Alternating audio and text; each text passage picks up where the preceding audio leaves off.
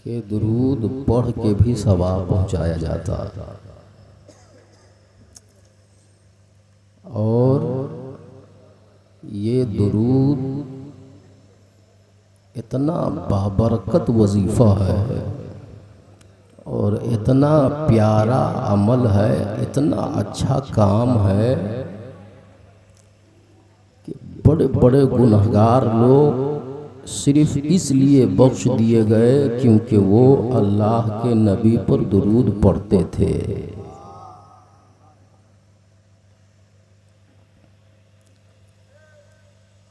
ज़रा गौर से सुनिए चल बातें।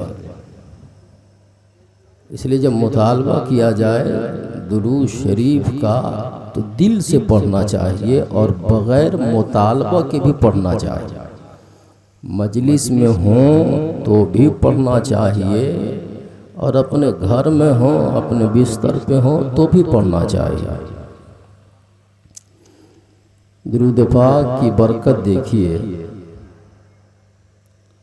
हमारे और आपके नबी सल्लल्लाहु अलैहि वसल्लम इरशाद फरमाते हैं, बनी इसराइल में एक आदमी था, बहुत दिनों तक जिंदा रहा। जब तक जिंदा रहा गुनाह करता रहा। जब वो मर गया तो जब मुसलमान मरता है तो तरीक़ा यह है उसको गुस्ल दिया जाता है, कफन पहनाया जाता है और कांधे पर उठाकर उसे कब्र तक ले जाकर दफन किया जाता है। और इसमें बड़ा फ़ायदा है।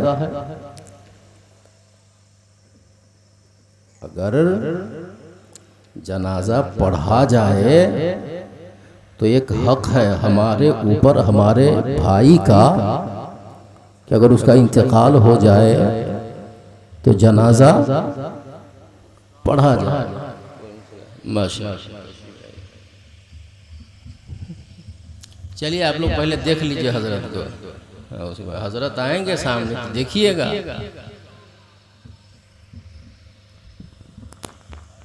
मैं क्या अर्ज कर रहा था, बहुत दिन कोई इंतकाल कर जाए तो हक ये है कि हम और आप उसका जनाजा पढ़ें, उसको दफन करें। लेकिन जब उसका इंतकाल हुआ तो किसी ने उसका जनाजा नहीं पढ़ा। अब आप सोचें वो कितना गया गुजरा रहा होगा कि उसके आबादी के समाज के लोगों ने उसका जनाजा पढ़ना भी पसंद न किया। ऐसे आदमी का जनाजा कौन पढ़ेगा? नहीं पढ़ेगा। किसी ने उसका जनाजा नहीं पढ़ा। और जो सबसे गंदी जगह थी वहां ले जाकर उसकी लाश को फेंक दिया। ईमान वाला मरा है, चाहिए ये था कि उसको गुस्ल दिया जाता, कफन पहनाया जाता, लेकिन न उसको गुस्ल दिया गया न कफन पहनाया गया। उसकी लाश को ले जाकर सबसे गंदी जगह पर फेंक दिया गया। हजरत मूसा अलैहिस्सलाम का जमाना था।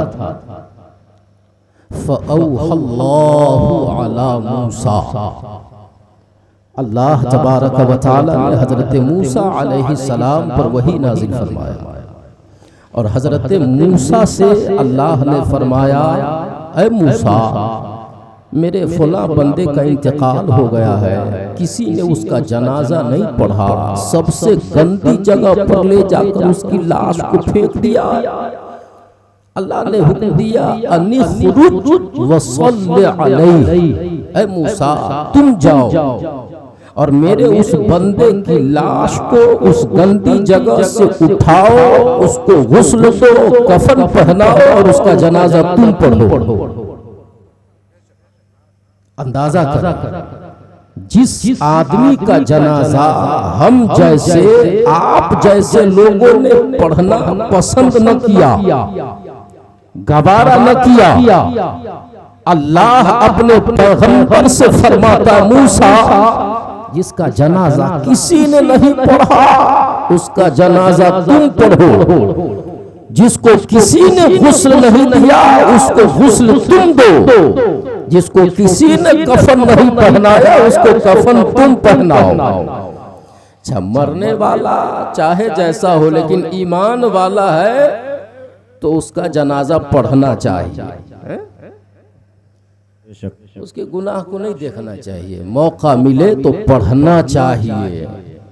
अगर आप नेक हैं तो उसका भला हो जाएगा, आपके जनाजा पढ़ने की वजह से अल्लाह उसको बख्श देगा।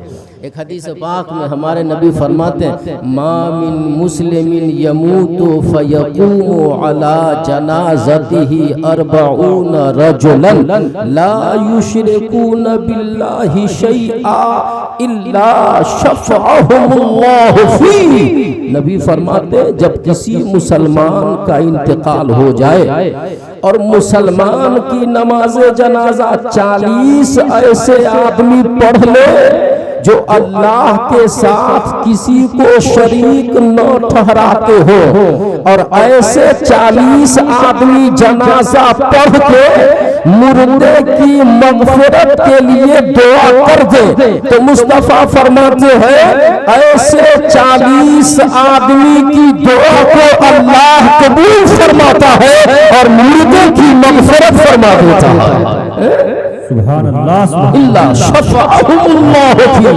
तो क्या होता है जनाजा में? अल्लाहुम्मा अग़फिर लि हय्यिना व मय्यितिना, यही ना दुआ करते हैं, अल्लाह हमारे जिंदों को बख्श दे, हमारे मुर्दों को बख्श दे। तो नबी फरमाते 40 ऐसे लोग जनाजे में मुर्दे की मगफिरत के लिए रब की बारगाह में दुआ कर दे, तो मुस्तफा जाने रहमत फरमाते ऐसे 40 आदमी की दुआ को अल्लाह रद्द नहीं फरमाता, कबूल करता है और मुर्दे की मगफिरत फरमा देता है। तो अगर आप नेक होंगे तो आपकी वजह से आपका कोई मुसलमान भाई बख्श दिया जाए तो आपका कोई नुकसान है?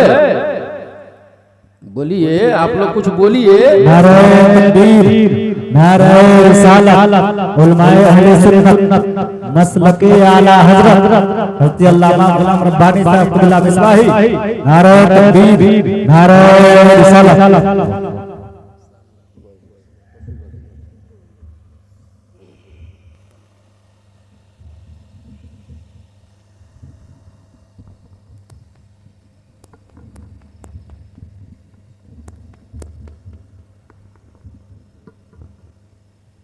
दुरूद पढ़िए, अल्लाहुम्मा सल्ली अला सय्यदिना व शफीअना व नबीना व मौलाना मुहम्मदिन बारिक व सल्लिम सल्लु अलैहि सल्लतु व सलामुन अलैका या रसूल अल्लाह सल्लल्लाहु अलैहि वसल्लम।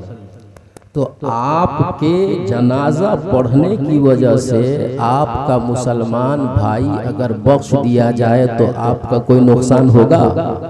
नहीं न होगा। इसलिए मौका मिल जाए तो जनाजा पढ़ना चाहिए, जनाजा पढ़ना चाहिए। आप नेक हैं तो वो बख्श दिया जाएगा, और अगर वो नेक है तो अल्लाह ताला फजल फरमाएगा, आप बख्श दिए जाएंगे।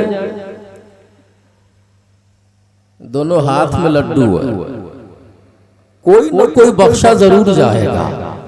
मौका मिले तो पढ़ना चाहिए। किसी ने जनाजा नहीं पढ़ा, लाश को फेंक दिया। हजरत मूसा से अल्लाह ने फरमाया जाओ उसकी लाश को वहां से उठाओ, गुस्ल दो, कफन पहनाओ, जनाजा पढ़ो। हजरत मूसा अर्ज करते हैं अल्लाह, लोग तो उसके बारे में ऐसी ऐसी बात कह रहे हैं। अच्छा, लोगों के कहने से फर्क नहीं पड़ता, बेहतर वो है जो अल्लाह के नजदीक बेहतर हो। बेहतर वो है जो अल्लाह के नजदीक बेहतर हो। लोग चाहे जैसा समझते हो, जो अल्लाह के नजदीक बेहतर होता है ना, अल्लाह लम्हों में उन्हें लोगों में इज्जत वाला बना देता है। और जो लोगों में बेहतर बनता है, अल्लाह के नजदीक बेहतर नहीं होता, वो लम्हों में जलील खार कर दिया जाता है। वह ना एक उस्मानी बादशाह था, उसका तरीका ये था, कभी कभी वो लिबास बदल के, भेष बदल के रियाया में जाता था, तो वो भी जा रहा था, तो उसने भी इसी तरह का एक मंजर देखा कि एक लाश फेंकी हुई है। पूछा कि ये लाश मुसलमान की है या गैर की? बताया गया मुसलमान की है। कहा फिर इसको दफन क्यों नहीं किया गया, इसकी लाश को फेंका क्यों गया? इसकी लाश को उठाओ, इसके घर ले चलो। घर ले जाया गया उसकी लाश को। जैसे ही बीवी की नजर शौहर की लाश पर पड़ी तो बीवी कहने लगी, कसम खुदा की मैं गवाही देती हूं कि आप अल्लाह के वली हो। अब बताइए, मुआशरे के लोग ये कह रहे थे ये इस काबिल नहीं कि इसका जनाजा पढ़ा जाए, ये बिल्कुल गया गुजरा। लेकिन बीवी अपने शौहर की लाश को देख के कहती है, मेरे शौहर मैं गवाही देती हूं कि आप अल्लाह के वली हो। बादशाह को बड़ा ताज्जुब हुआ। बादशाह कहता है, अरे औरत बात समझ में नहीं आती, पूरी आबादी ये कहती है कि तेरा शौहर निहायत ही गुनहगार, सियाकार, पापी सब था, और तुम ये कहती हो कि ये अल्लाह का वली था, क्या वजह? तो वो औरत जवाब देती है कि सुनिए, मामला ये है, मेरा शौहर रोजाना शराब खाने जाता और जा करके सारी शराब खरीद करके घर ले आता। लोग देखते तो लोग ये कहते कि ये कितना बड़ा शराबी है, इतनी इतनी शराब खरीद के घर ले जाता और इतनी ज्यादा शराब पीता। तो लोग देखते थे तो कहते थे ये शराबी है। लेकिन मेरे शौहर का तरीका ये था कि घर वो शराब लेकर के आता और घर लाकर शराब को नाली में बहा देता और रब की बारगाह में दुआ करता, मौला तेरा एहसान, तूने मुझे इस बात की तौफीक दी, मैंने सारी शराब खरीद ली। अगर शराब खाने में होती तो कोई न कोई जाकर के पीता तो गुनहगार होता। मैंने शराब खरीद करके बहा दिया, अब ना शराब है न कोई पी पाएगा। मौला तेरा एहसान कि तूने मुझे इस बात की तौफीक दी कि मैंने अपने भाइयों को शराब पीने के गुनाह से बचा लिया है। ऐ पूछने वाले, मेरी आबादी को लोग देखते थे कि शराब खरीद रहा है तो लोग सोचते थे ये बहुत बड़ा शराबी है, लेकिन वो शराब घर ला करके शराब बहा देता था। इसी तरह मेरा शौहर कोठे पर भी जाता था, वहां जाकर के औरत को खरीद लेता था। कहता आज तुमको मैंने खरीदा है, आज न तो कोई तेरे पास आ सके और न तुम्हें किसी के पास जाना, खरीद के घर आ जाता। रब की बारगाह में दुआ करता, मौला तेरा एहसान, तूने मुझे इस बात की तौफीक दी है कि मैंने अपने भाई को ज़िना करने से बचा लिया है। अल्लाह अकबर। बीवी कहती है, जब मेरा शौहर ऐसा करता था तो मैं कहती थी, मेरे शौहर अगर यही तुम्हारा तरीका रहा तो तुम्हारे मरने के बाद कोई तुम्हारा जनाजा न पढ़ेगा। पूछने वाले, जब मैं अपने शौहर से कहती थी कि अगर तुम्हारा यही तरीका रहा तो तुम्हारे मरने के बाद कोई तुम्हारा जनाजा न पढ़ेगा, तो मेरा शौहर मुझसे कहता था, तू फिक्र क्यों करती है, देख लेना जब मैं मर जाऊंगा तो मेरा जनाजा कोई पढ़े न पढ़े, वक्त का बादशाह मेरा जनाजा पढ़ेगा। अल्लाह अकबर। जैसे ही उस औरत ने इतना कहा, सुल्तान मुराद कहता है, औरत तेरा शौहर बिल्कुल सही कहता था, मैं भेष बदल कर तेरे पास आने वाला कोई आम आदमी नहीं हो, बल्कि इस वक्त का बादशाह सुल्तान मुराद मैं ही हूँ और मैं तेरे शौहर का जनाजा पढ़ूंगा। किताबें बताती हैं फिर बादशाह ने ऐलान करवाया, अल्लाह के एक नेक बंदे का इंतकाल हो गया है, सारे लोगों के लिए जरूरी है कि वो उसके जनाजे में शामिल हो।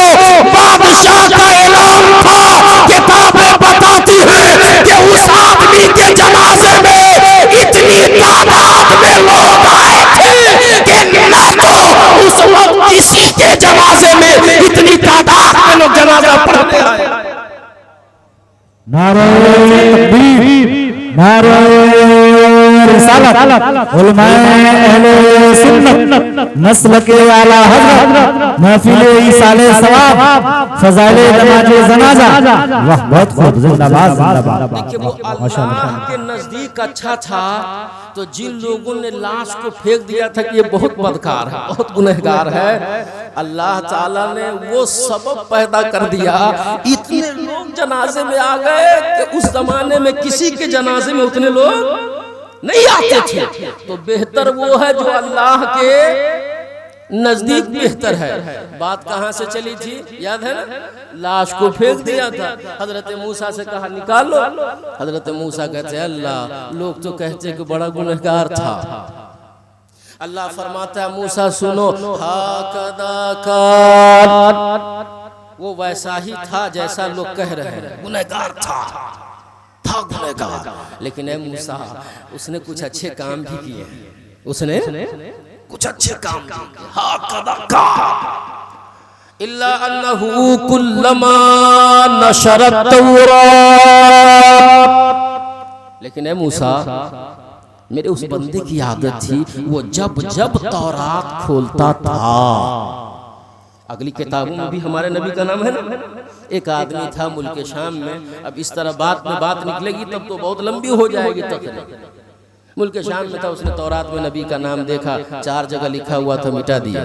दूसरे दिन खोला तो 8 जगह लिखा हुआ, फिर मिटा दिया। तीसरे दिन खोला देखा 12 जगह लिखा हुआ। अब वो तौजु में पड़ गया, या अल्लाह जिस नाम को मैं बार बार मिटा रहा हूँ, मिटने के बजाय ये बढ़ता जा रहा, ये क्या हो रहा। कहा ये कोई आम नाम नहीं है और किसी आम आदमी का नाम नहीं है, अब जिसका नाम है उनसे मिलना चाहिए। तो मुल्क शाम से मदीना शरीफ पहुंचा, हजरत अली से मुलाकात हो गई। कहा तुम्हारे नबी कहाँ हैं? तो हजरत अली ने फरमाया वो तो पर्दा कर गए। कहा अगर वो पर्दा कर गए हैं फअरनी सौ बहू, तब उनको तो ये आंखें नहीं देख पाएंगी, तो कम से कम आप अपने नबी का लिबास ही दिखा दीजिए।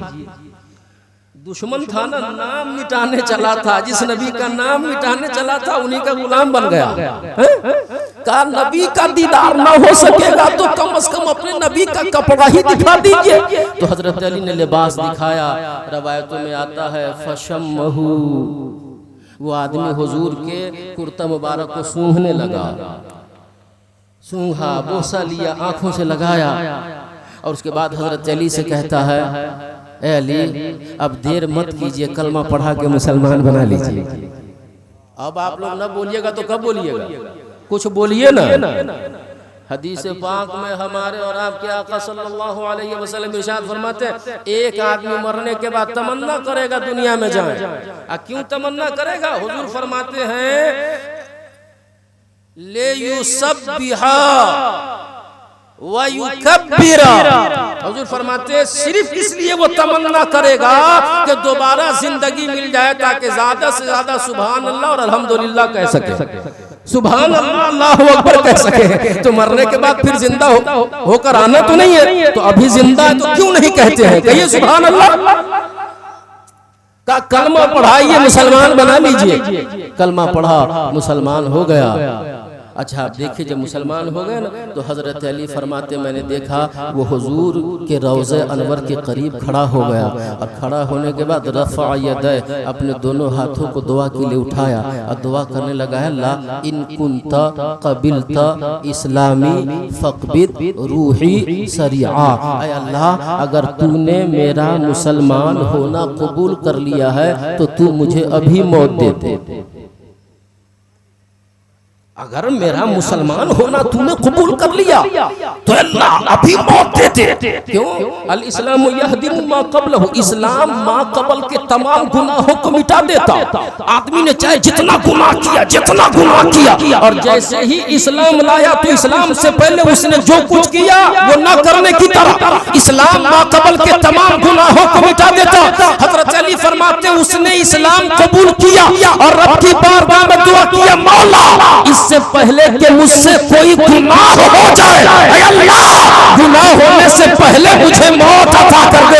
इकबाल कहते हैं दिल से जो बात निकलती है असर रखती है पर नहीं ताकत परवाज़ मगर रखती है। हजरत अली फरमाते दिल से उसने दुआ किया था मौला अगर तूने मेरा मुसलमान होना कबूल कर लिया तो इससे पहले कि मुझसे कोई गुनाह हो जाए मेरी जान ले ले। हजरत अली फरमाते दुआ किया, मैंने देखा जमीन पर गया और उसकी रूह उस जान से परवाज़ कर गई।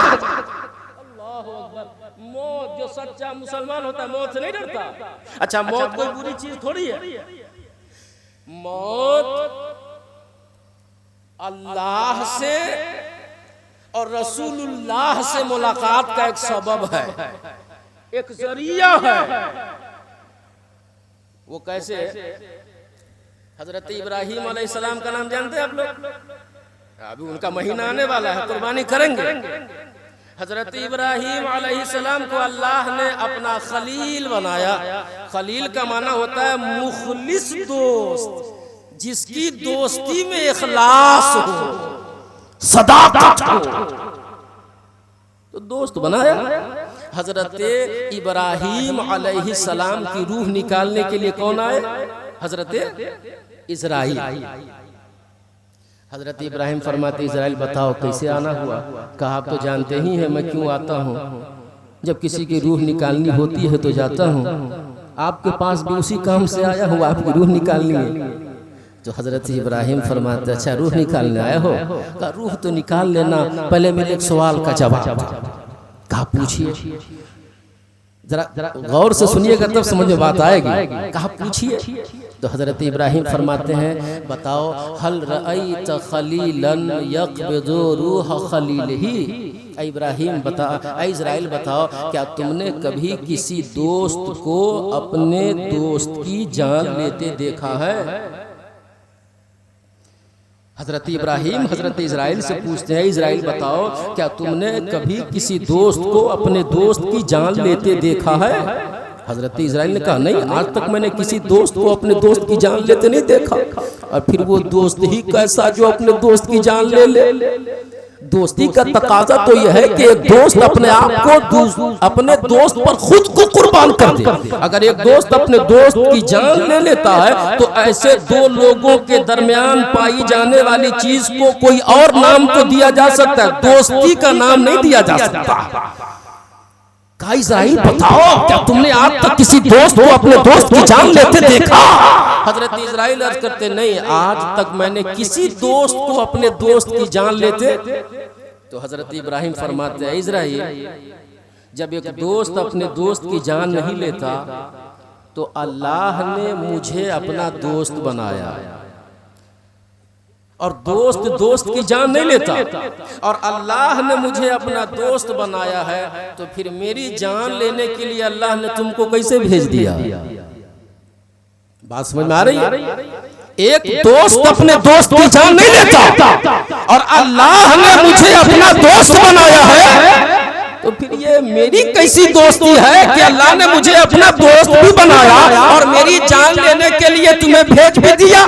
ये कैसी दोस्ती है? अगर अल्लाह ने मुझे अपना दोस्त बनाया है तो चाहिए तो ये था कि मेरी जान लेने के लिए तुमको नहीं भेजता, लेकिन तुमको भेजा तो क्यों भेजा?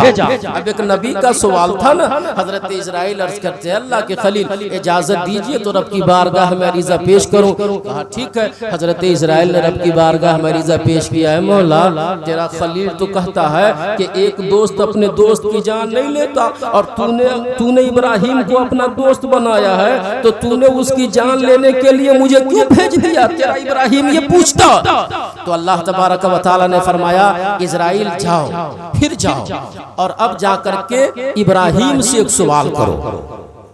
हजरत इजराइल आकर के हजरत इब्राहिम से कहते हैं ऐ अल्लाह के खलील अल्लाह आपसे फरमाता है। क्या फरमाता? हल रअयत खलीलन यकरहु लिक़ा खलीलिही। अल्लाह फरमाता है इब्राहिम जरा ये बताइए क्या आपने किसी ऐसे दोस्त को देखा है जो अपने दोस्त से मिलने को नापसंद करता हो? इन्होंने क्या पूछा? इजराइल बताओ क्या तूने किसी ऐसे दोस्त को देखा है जिसने अपने दोस्त की जान ली हो? अल्लाह ने हजरत इब्राहिम से पूछा इब्राहिम ये बताओ क्या तुमने कभी किसी ऐसे दोस्त को देखा है जो अपने दोस्त से मिलने को नापसंद करता हो? हजरत इब्राहिम कहते नहीं मैंने तो अभी तक किसी ऐसे दोस्त को नहीं देखा जो अपने दोस्त से मिलने को नापसंद करता हो, बल्कि दोस्ती तो आदमी को इस बात पर मजबूर करती है। आदमी इस फिराक में रहता है कि मौका मिल जाए ताकि दोस्त से मुलाकात हो जाए। हजरत इब्राहिम कहते इजराइल, आज तक मैंने किसी ऐसे दोस्त को नहीं देखा जो अपने दोस्त से मिलने को ना पसंद करता हो जैसे ही हजरत इब्राहिम हजरत इजराइल से इतना फरमाते हैं। तो हजरत इजराइल अर्ज करते हैं, अल्लाह के खलील इब्राहिम, तो मौत भी तो अल्लाह से मिलने का एक सबब है, मौत भी तो अल्लाह से मिलने का एक जरिया है। जैसे ही हजरत इजराइल इतना अर्ज करते हैं, अल्लाह के खलील, मौत भी अल्लाह से मिलने का एक सबब है। तो हजरत इब्राहिम फरमाते, इजराइल अगर बात ऐसी है कि मौत अल्लाह से मिलने का सबब है, अगर मौत अल्लाह से मिलने का जरिया है, तो इजराइल ताखीर ना करो, जितनी जल्द हो सके मेरी रूह को निकालो ताकि जल्द से जल्द अल्लाह से मुलाकात हो जाए। अल्लाह से मुलाकात का बोलिए नजरिया है। अलमौत जसर युसलुल हबीब इलल हबीब, मौत एक पुल है जो महबूब को या मुहिब को महबूब से मिला देती है। तो मौत कोई बुरी चीज हमारे आपके लिए नहीं है। चलिए, जो वाक़या में बयान कर रहा था उसको छोड़ देते हैं, फिर कभी देखा जाएगा कि पूरा कर दे। कहते हैं अल्लाह वो गुनहगार था, तो अल्लाह ने फरमाया कि पैगंबर मूसा वो था गुनहगार, लेकिन उसका मामला ये था कुल्लमा नशरत तौरात, वो जब भी तौरात खोलता था वह नज़र अला इसमें मोहम्मद सल्लल्लाहु अलैहि वसल्लम, और तौरात में मेरे महबूब के नाम को देखता था तो करता क्या था, क़ब्बलहू, तो मेरे महबूब के नाम का बोसा लेता था, ववदअहु अला ऐनैहि, और मेरे महबूब के नाम को आंखों से लगाता था, वसल्ला अलैहि, और मेरे महबूब पर दुरूद पढ़ता था। सुभान अल्लाह, सुभान अल्लाह, माशाअल्लाह पढ़ता था। अच्छा, वो कौन है? हमारे नबी का उम्मती नहीं है, किसी और नबी का उम्मती, लेकिन तौरात में हमारे नबी का नाम कुल्लमा, जब नबी का नाम देखता तब मुस्तफा पर दुरूद पढ़ता। अच्छा, तो फायदा क्या हुआ? अल्लाह फरमाता है, ऐ मूसा, ऐ मेरे पैगंबर, मेरा वो बंदा गुनहगार है, सियाकार साफ है, लेकिन चूंकि वो मेरे महबूब पर दुरूद पढ़ता था ना, फगफरतु ज़ुनूबहु, महबूब पर दुरूद पढ़ने की वजह से मैंने उसके सारे गुनाह को माफ कर दिया। और सिर्फ इतना ही नहीं किया, वज़व्वजतुहु सबईन हुरा, और ऐ पैगंबर मूसा, चूंकि मेरे महबूब पर वो दुरूद पढ़ता था तो दुरूद पढ़ने वाले का जन्नत में 70 हूरों के साथ मैंने निकाह भी करवा दिया है। सुभान अल्लाह, सुभान अल्लाह, माशाअल्लाह। अभी आपसे कहना पड़ेगा कि दुरूद शरीफ पढ़िए, तब पढ़िएगा कि बगैर कहे पढ़िएगा? तो पढ़िए एक बार। अल्लाहुम्मा सल्ली अला सय्यिदिना मौलाना शफीअना हबीबना नबियना मुहम्मदिन वसल्लम, सलातो व सलाम अलैहि रसूलुल्लाह सल्लल्लाहु अलैहि वसल्लम। 2 मिनट की है, वो कह देता हूँ। इतना सब कुछ किया हमारे हाफिज इरशाद साहब ने अपने दादा के लिए, अपनी माँ के लिए। होगा क्या? हदीस पाक में आता है, हजरत अनस इस हदीस के रावी हैं, कहते हैं नबी पाक सल्लल्लाहु अलैहि वसल्लम ने इरशाद फरमाया कि जब हम कुछ करते हैं ना अच्छे काम, तो हमारे उन आमाल को हजरत जिब्रील बेहतरीन बर्तन में सजाते हैं और सजा करके कब्रिस्तान चले जाते हैं। अला शफीरिल कब्र का लफ्ज़ आया है, कब्र के किनारे खड़े हो जाते हैं और कहते हैं, या साहिबल कब्रिल अमीक हाज़िही हदियतुन अहदाहा इलैका अहलुका फक़बलहा। कब्र के पास हजरत जिब्रील खड़े हो जाते हैं और कहते हैं, ऐ गहरी कब्र वाले, तेरे घर वालों ने तेरे पास हदिया तोहफा भेजा है, तो तुम अपना तोहफा कबूल करो। सुभान अल्लाह, सुभान अल्लाह, बुलंद आवाज़ से कहें सुभान अल्लाह। कुरान खानी करवाया जाए, दुरूद खानी हो, मिलाद खानी हो, तस्बीह खानी हो, तकबीर खानी हो, जिस सूरत में सवाब हो जाते कहते लो तुम्हारे घर वालों ने भेजा। अच्छा, एक आदमी मरने के बाद कितना ऊंचा हो जाता है। जब तक जिंदा था बेटा कहीं से कुछ भेजता था तो आदमी पहुंचाता था। अब तो धीरे धीरे वो सिस्टम खत्म हो रहा है डाकिया वाला। अब तो कुछ आता है सामान डाक खाने में तो जाके लाना पड़ता और पहुंचाने भी नहीं आता। अब वो सिस्टम खत्म हो रहा है। लेकिन जब था एक आदमी जिंदा, बाप जिंदा था, बेटा कहीं से कुछ भेजता था, आदमी पहुंचाता था आदमी। लेकिन वही बाप जब मर गया उसका मर्तबा इतना बुलंद, इज्जत बढ़ गई, शान बढ़ गई, वकार बढ़ गया, रुतबा बढ़ गया। बाप जब तक जिंदा था बेटा सामान भेजता था तो इंसान पहुंचाता था इंसान। लेकिन मरने के बाद मुसलमान का मर्तबा इतना बढ़ा कि वही बाप मर के जब कब्र में गया है, अब बेटा कुरान पढ़ते, बेटा तस्बीह पढ़ते, बेटा तकबीर पढ़ते, बेटा दुरूद पढ़ते, बाप के पास कुछ भेजेगा तो आदमी नहीं पहुंचाता। मुस्तफा फरमाते हैं फरिश्तों का सरदार जिब्रील अमीन पहुंचाता। सुभान अल्लाह। मरने के बाद एक मोमिन की ये शान हो जाती है, तोहफा कबूल करो। सुभान अल्लाह। मुर्दा ले लेता है सवाब, और जब लेता है तो क्या होता है? हुजूर फरमाते हैं फयफरहु बिहा, सवाब पाने के बाद मुर्दा कब्र में खुशी मनाता, खुशी का इजहार करता। और सिर्फ इतना ही नहीं, यस्तबशिरु बिहा, और कब्रिस्तान में टहल टहल करके सबको दिखाता भी है, ए देख, ए फला तुम भी देखो, तुम भी देखो, तुम भी देखो, मेरा बेटा कितना अच्छा है, मेरा पोता कितना अच्छा है। जब तक जिंदा था तो मेरा बेटा मेरा पोता मेरी खिदमत करता था, आज मर के जब कब्र में आया हूँ तो बेटे पोते ने मेरे लिए सवाब भेजा। सुभान अल्लाह, सुभान अल्लाह। इतना सब कुछ किया।